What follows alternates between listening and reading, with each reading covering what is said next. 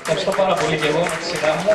Είναι μεγάλη χαρά και συγκίνηση, γιατί όπως και πολλοί συνεργάτες και παλιοί μαθητές που είχαν τη χαρά να βρεθούν εδώ και συγκινήθηκαν, νομίζω, βλέποντας τον απολογισμό 30 ετών, ήταν πολύ ιδιαίτερα επιτυχημένη συγκυρία όταν έλαβα το τηλεφώνημα της κυρίας Νάντιας, γιατί συγκυριακά είχα τα γενέθλιά μου πριν από μια εβδομάδα, έκλεισα 33, οπότε λέω συνυπάρχει το 30-33.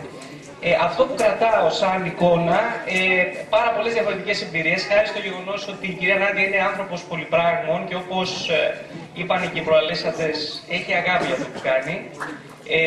Ως αποτέλεσμα, αυτό που κρατάω και αυτό που φαινόταν διαχρονικά ήταν ότι υπήρχε ποιότητα, υπήρχε συνέχεια και υπήρχε συνδυασμός πραγμάτων. Δηλαδή, συνδυασμός του εκπαιδευτικού έργου, συνέπεια σε αυτό.